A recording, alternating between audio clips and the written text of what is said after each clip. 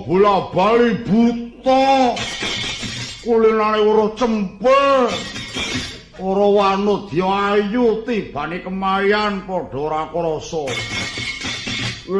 lah iki ora tak siram tak grujuk banyu ora eling bejo sapa togok ngono bejo nek tak dolan bledeske blembang ngene nek tak bledeske Kayak sapa? Kayak nabok. Nyata lele apem. Oh, apem kono duwe apem. Wis diapem kowe karo bojone. Oh, apem mambut kake. Oh, kayak. Nek bledeske blumbang kene ora bocah.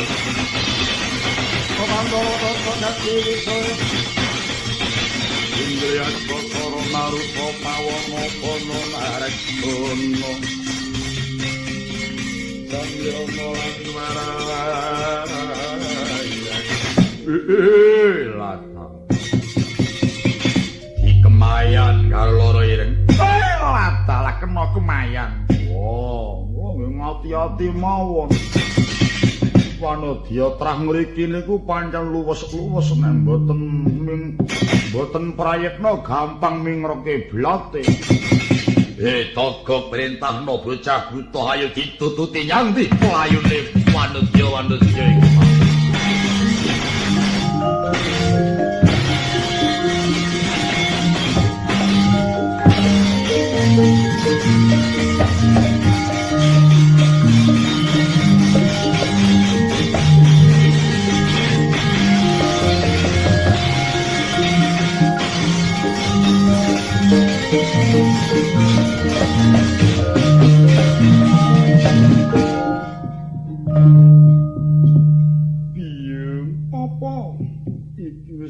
Sanjabaning widara kandhang mongko ngarepane pialas tur jurange jero-jero dalane liyane iki ora ana piye ya wis meneh ana Krisawatara ya nggih Larasati apa biyung kowe mau nggawa sangu ora aku mung nggawa sandangan sak pengadeg ya wis kena kanggo salin ana kene la iki bocah iya, lah kok kae butane wis teko kene iki ora ana dalan liya. Ayo nggih padha mudhun jurang iki wae ya nggih.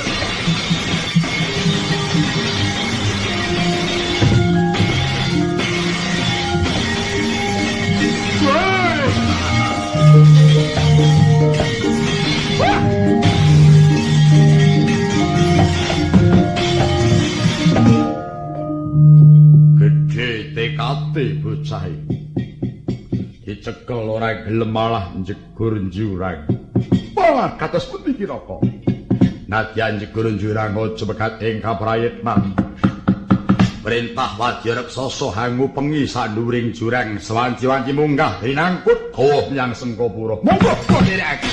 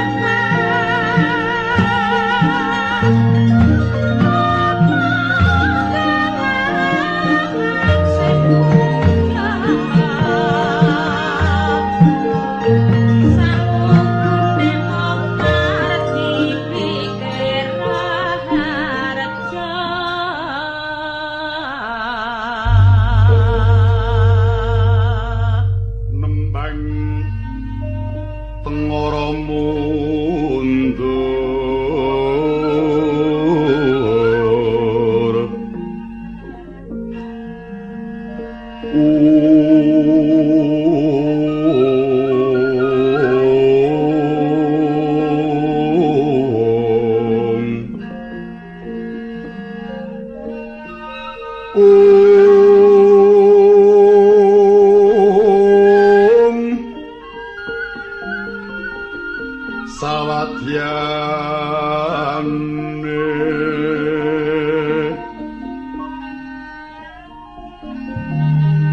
natya kundur marang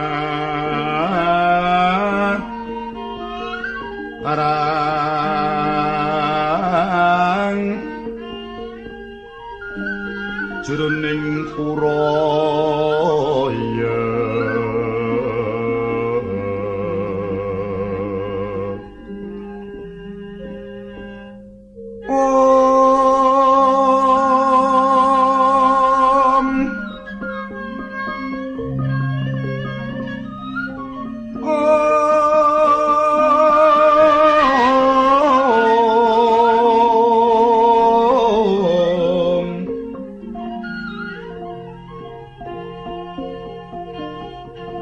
celeng kukila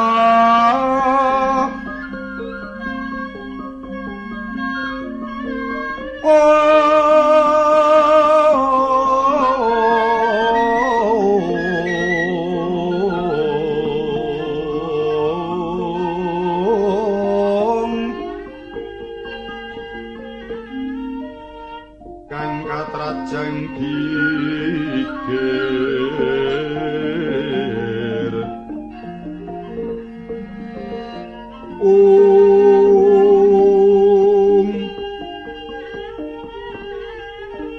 samyohan mariki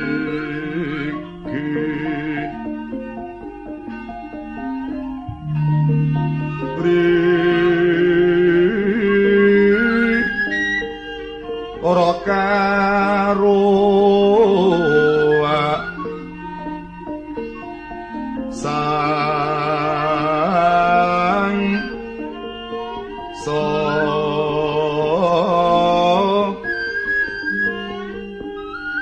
yo sang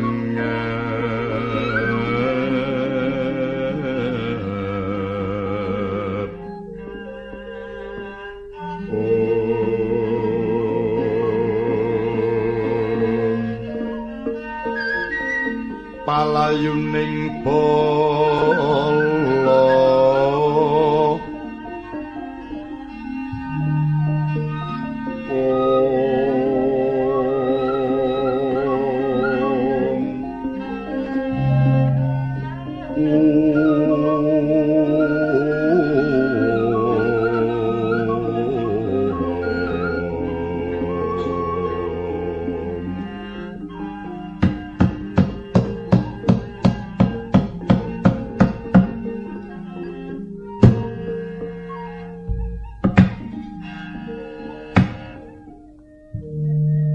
Sagung para raksasa ingkang angluru dhateng plajenging lara ireng Larasati Dyah Sakopi. Nalika semana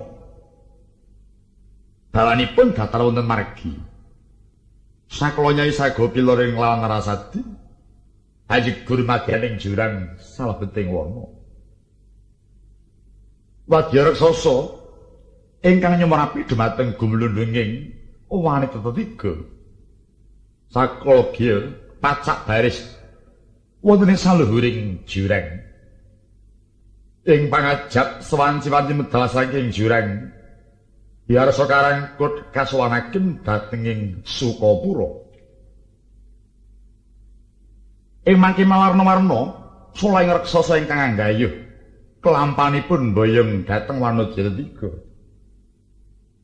Sawetawis katenggo paradine dereng katingal medal saking telenging jurang. Batan mukaling mangke wadya raksasa samya lerem ana madyaning wana lenggahing sangandhaping mandira ingkang ajajar sanga. Sang saya dalu wararas abiyara kang lintang kumedhap tis sunya tengah wengi lumerang gandaning puspita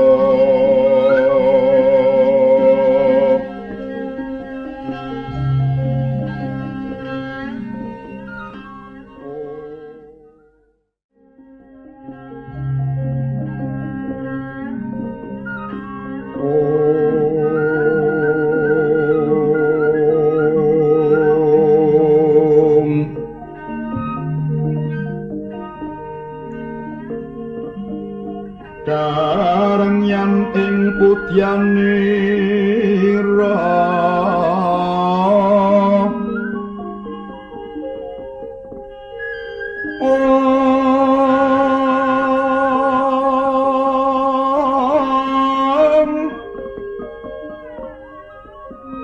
sang Kricawara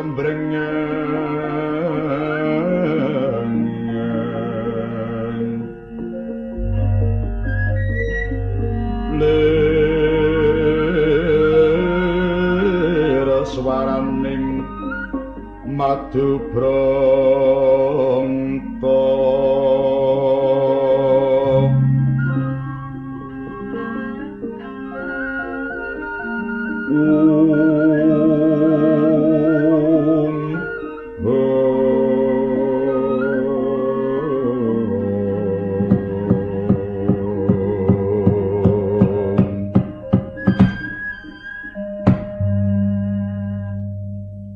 maringi wangsa Padrawala kawitan taun candra sing kala nengna gentiya ingkang kinucap menggih kawusa ing mangke datan kaya pamadyaning Pandhawa dian permadya ing dahat nawung Sungkawa nalika mangke kadheraken repat punakawan catur dahat keloro-loro jroning penggalih sang permadi.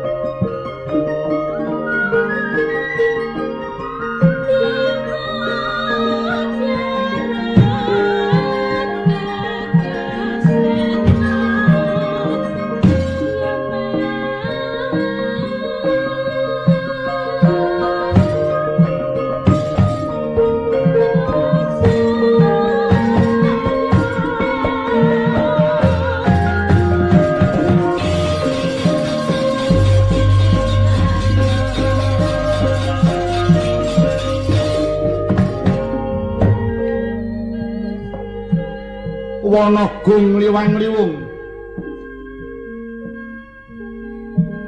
kathah ri bebondotan kathah werksa-werksa ingkang ageng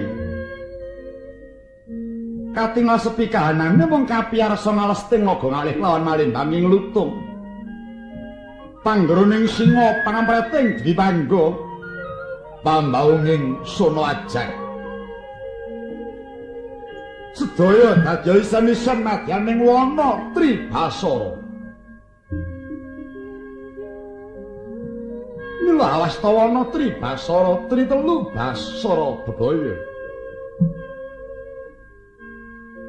madyaning alas taksih wonten baya tigang perkawis ingkang sepisan kathahing sato kewan kang maksih galak kaping kalih madyaning wana pinangka papaning gendruwo tetekan memedi ilu-ilu banaspati gendong marudaya klek-klek balung atandhak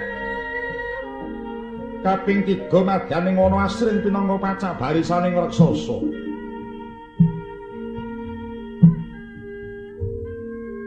sanadyan to gawat parandene ing mangki ana satriya ingkang lagi nandhang Sungkawa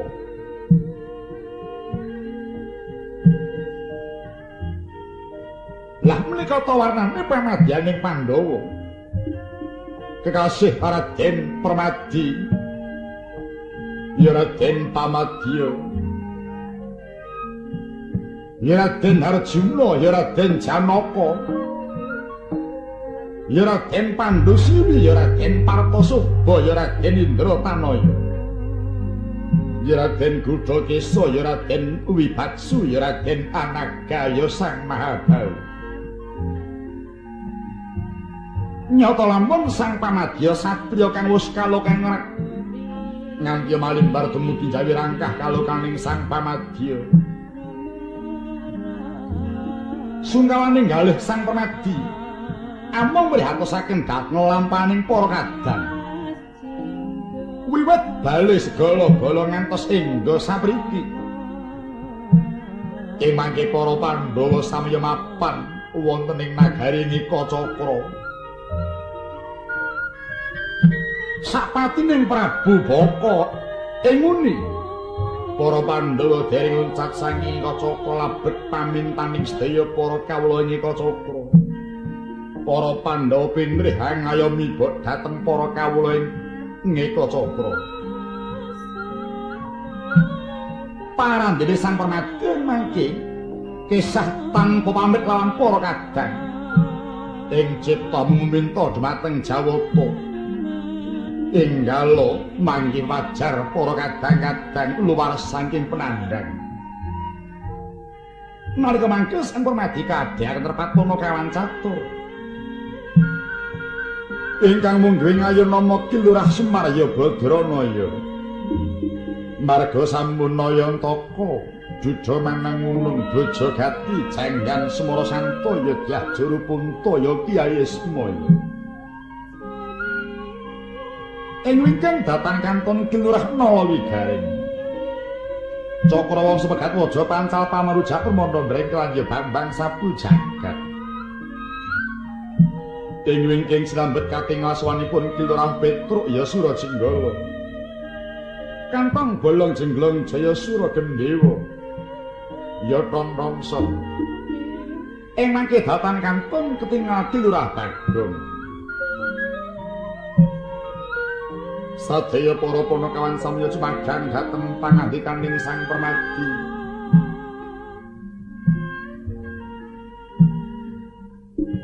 parandining mangke Sang Pamadya dereng pareng-paring dawuh nerpat panakawan sinamuning samudana sadering adimanis para panakawan sami ambudi daya mrih lipuring penggalih Sang Pamadya mangkono wijiling pangandika ingkang dereng kaya sing lisan saking Sang Permadi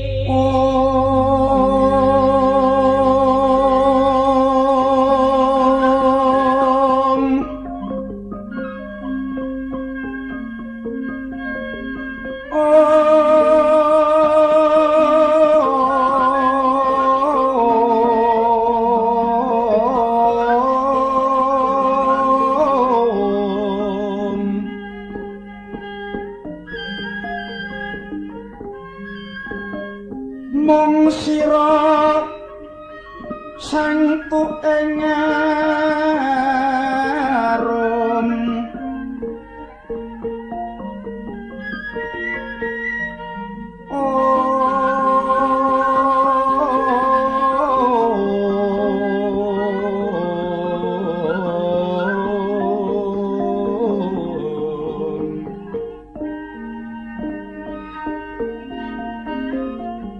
ilining memanis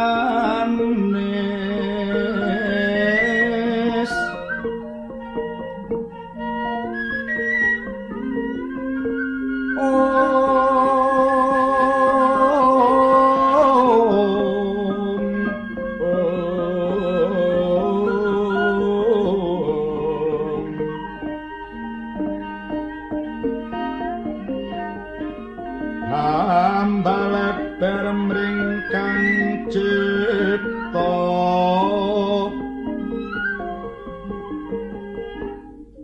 sumrambah weh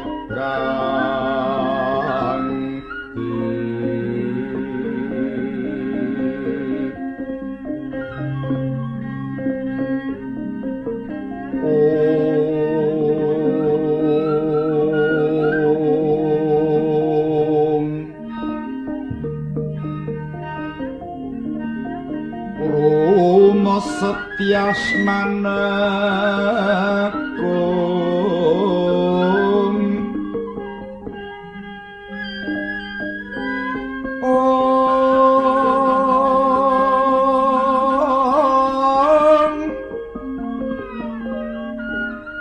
mustiken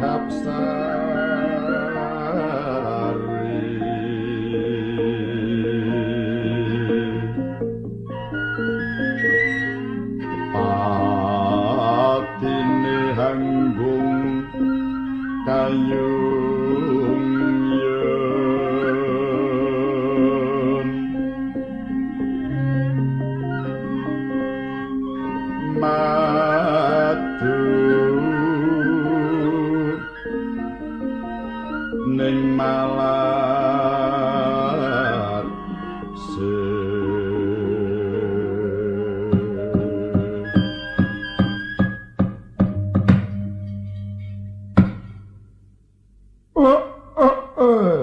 brekek kugek sadulipa ndara kula Raden Permadi menapa sababipun ndara kula neng kados watu ning kados banyu monggo ndara gender kawat kula terki kundur Bunang cilik ampun diterus-teruske sing kaya ngoten. Go ngalit monggo kumpul para kadang nggih, Den. Kakawin kayu kalian kawat sebabipun menapa ndara niku susah. Kula niki ampun mangblanja pinten wulan mboten napa-napa watone mboten dikandelke kaya ngeten. Wis ana ngalas adoh ratu cedhak watu ewadene isih dinengake karo sing tak tutke. Mongko kurangane napa leh kula setya kalih sampeyan. Oleh kula bekti kalih sampeyan. Kula niki nyemar nggih mung melu sampeyan. Sanesipun boten kula iloni. Ewadene kula mung tansah dikendelke mawon. Kula ngrumangsani luput kula. Oleh kula pinten-pinten pisowanan kriyen boten seba sabab tangan kula tasih sakit. Dados kula mboten ajeng nglirwake ten kewajiban. Kula rak pun haprastya lumantar serat. Dados kula ampun mangdakwa yen kula niki ngentengake kalih rombongan Panakawan. Niku babar pisan mboten. Kalih melih kula niki mung duwe waton nyambut gawe ngoyo-oyo ki sing digoleke sapa. Anak-anak ya wis padha mentas. Gareng ya wis bar tak rabekke. Petruk pun bawa dhewe, Bagong nggih pun iso golek pangan dhewe. Mung kari kula momong kalih Nyai Kanastren. Ngenggoni ten omah sing pun lagi dadi. Boten ketang kebrebegen suarane titian ten dhuwur ngeril. Ewa dene kula mboten ajeng supe ten sesanggeman. Ewa dene aku dinengake kaya ngene. Sampeyane bali kula niku dawuhe jare nggo tuwa-tuwa. Bareng wis kumpul kok dinengake. Dupeh isaku mung nyenggaki birku sulu. Lah kok ora diterima. Marak anggere gerem dhisiki. Pengerti dalane nyang sik. Saya Bagong kuwi. Dapukane ora geronge melu kumpulan kon gerong. Cengkoke beda. Jane ya maca ning wong kurang pernah. Ning aku iki rak ngerombongi ta. Ya iki jenenge netepi hantiga sak petarangan iki ngene iki. Iya. Timbang ning omah ngrungokke hawa ora penak. Lu wong kumpul karo kula warga. Oh, yeah. Nolo gareng. Apa? Iki kepiye? Darahmu mung tansah ngenengke aku ki gak luput ku manggon ngendi. Lah wong kowe ora krasa jemeneh aku. Apa aku ya ngerti luputmu tumraping Nyang Ndara. Petruk, apa mau? Iki darahmu mung kendel wae. Anane Ndara kendel kuwi sebab ana sing dipenggalih. Moka nek ora menggalih kok mung kendel. Monggo nyatane lelakone Ndara kuwi yen tak rasake urung nemoni kepenak. Coba isih timur wis tininggal seda dening Sudarma. Monggo nyatane saundha sabilik-bilik ndarane dhewe iki ya duwe kamukten, yaiku Praja Ngastina. Nanging sangka akal juliging patih sengkuni Gustiku Pandhawa padha digawe lapa. Aku kelingan gawang-gawang nalika jaman lakon bali segala-gala. Anggone miwaha Gustiku Pandhawa iki tibake mung pinangka srana oleh arep nyirnakake. Lho ning rahayune kok Gustiku dipayungi marang kang karya jagat. Mula ora aneh lamun to manungsa urip iki kudu ngakoni anane Gusti kuwi manyen ora aneh. Marga ya mung Gusti kang karya jagat ingkang asta marang nasibing titah. Ingkang nglakokake laku jantaraning titah. Nanging semono kae Gustiku Pandhawa wis kena kanggo patuladan. Wis kena kanggo ancer-ancere ngurip. Buktine apa?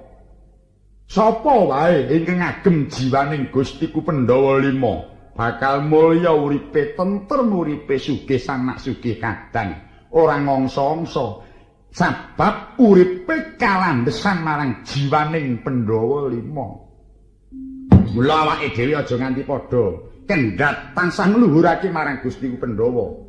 Ayo padha disebarake jiwaning Gustiku Pandhawa 5. Yen biyen oleh nyebarake mung kanthi jejagongan kumpul-kumpul. Marga biyen urung kaya saiki.